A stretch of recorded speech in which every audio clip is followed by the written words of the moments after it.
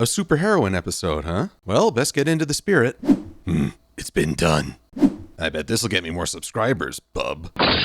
Oh, that hurts so much. Why does he do that all the time? Well, this doesn't seem too bad. A bit drafty, perhaps, but yowza! Since when is indecent exposure a superpower? I swear, officers, I didn't know this would happen. Oh, we don't care about that whole Summer of Love look. We're here because of your last video. What? We're the comedy police. You're under arrest for violating the rule of threes and bad slapstick.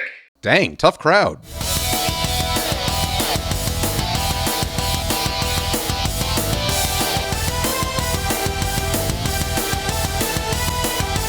It's strange how strong this episode started out for me, because it's actually addressing some of my issues with Castlemania and Daring Don't. We see Twilight being caring and nurturing towards Spike like a big sister, and the main six revisit the castle ruins in broad daylight as a group. So I guess the castle renovation project is another arching storyline for the season, bringing our continuity count to 5. Wait, where did this thing come from? We're also introduced to the idea that equestrians like comic books, meaning that we once again can enjoy fiction within fiction. And this story keeps the fictional world and Equestria nice and separate, which I prefer to making the double fiction character real. But the story starts to unravel as we learn that Twilight brought Spike all the way to the castle with no clear plan of how to put him to use. One of Spike's greatest qualities is that he's usually a reliable and eager assistant. Even in Spike at Your Service, he never gave up on a challenge just because it was daunting. So why isn't he providing refreshments to the hard workers, or helping Twilight keep a checklist? It's understandable that he feels sullen at being left out, yet there were so many ways he could have been included that I feel this issue was engineered more than flowing naturally from the character. The story starts to rev up as Spike goes off to read a comic and comes across a blank page with mystery text. I know I saw a magnifying glass lying around last time I was here. Continuity! We're treated to more freaky animation as the ponies are pulled into the comic universe. Guess this means I need to give the superhero thing another try, but you know what? I think I'm turning Japanese. Brave in! Capriccio, Silver-Quill! Reviewer change! Hire! The strangest and silliest reviewer in history! Reviewer Sentai, Silver-Quill! So we enter the world of Metropolis and find that our favorite heroines have turned into other heroines. You're the Power Ponies! Coming soon from Hasbro Toys. Bug your mom, bug your dad. You need these toys. Your happiness depends on it. But what's this? A maniacally maned miscreant? A plot twist that twists many plots? Are heroines captured and a meta-humor dragon having to masculine up? And if you hurt a firefly, does Fluttershy not make you bleed?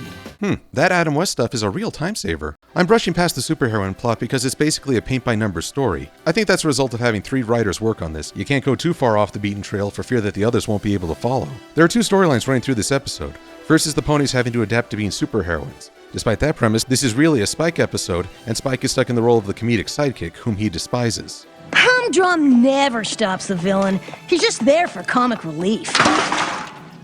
There's a quote from The Magician King by Lev Grossman that fits well here. Everybody wanted to be the hero of their own story. Nobody wanted to be the comic relief. As an audience watching a show about Twilight and company, we see Spike as the comic relief who sometimes helps out. Yet if we were to see the story from Spike's point of view, would he view himself the same way? I don't doubt that Spike views his contributions and his life as important, so being cast in the role of a useless character has got to be the worst kind of insult that adds to the baggage he brought into the comic world. The problem comes in that Spike continually mopes and declares his mood while... Whoa, wait. Brace yourselves. I'm having a nostalgia flashback. He's pretty much useless. Why'd I have to be the chosen one? Guess I'll just hang back here doing nothing. I've got so many responsibilities, I'm not sure I can handle them all. We've probably already figured out how to escape. I don't think I've got what it takes to be our leader. I have no problem with a character facing internal conflict. In fact, I love it. Yet expressing that conflict through dialogue alone is a major mistake. The audience can't share in the character's feelings and instead are either bored with the conflict or see the character as a whiner. Hurricane Fluttershy did a stronger job of letting us experience a character's conflict through expressions and events, not just dialogue. Good thing you're not really Humdrum then.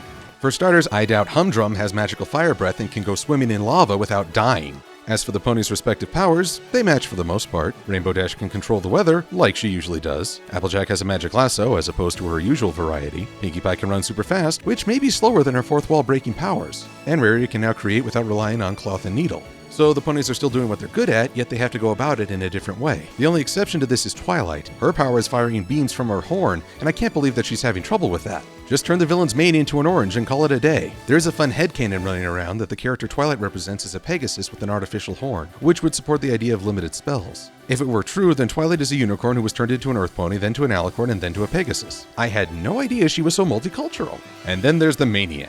I got a kick out of this villain. It's amazing how much is forgiven a comic book character, especially when it takes after Silver Age villains. The maniacal laughter, the absurd plan, the way she chews the scenery and delights in her evilness. This is a character who has fun being the bad guy, and I can't help but join in.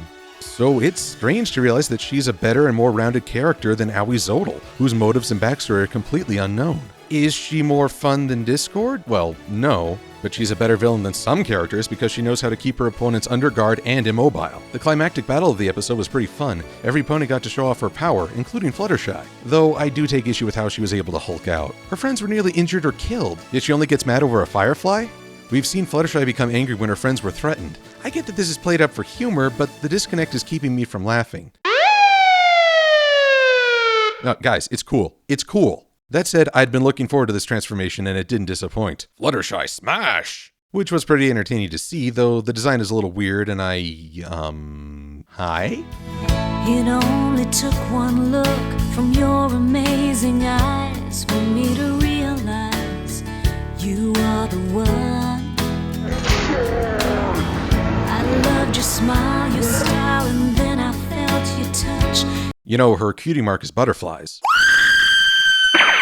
Huh, I guess blocking is my superpower. Hiya! With the mane-iac's defeat, the ponies and Spike return to their world, and Spike reveals that the magic comet came from a Canterlot store, thereby explaining everything away in one throwaway joke. Are you kidding me? Either the Equestrian Health and Safety Department dropped the ball, or ponies have a pretty sick idea of entertainment. And given the kind of thing Celestia kept on hand for fun, I'm thinking it's the latter. This episode produces such a strange feeling. There's fun and lighthearted action all around, and it manages to improve on some of the shortcomings of other episodes. Yet, after all is said and done, I don't feel any strong reaction, good or bad. It was nice to see Spike depicted as something other than a selfish fool, yet he didn't become any more real to me as a character. In the end, this episode leaves me feeling hollow, which in some ways is even worse than being bad.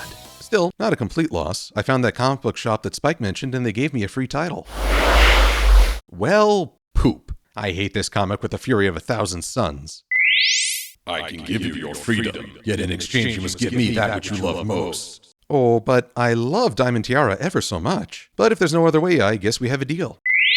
Excellent. Sorry about this, kiddo, but let's face it, you were gonna go to hell sooner or later. Toodles! Hey, wait a minute.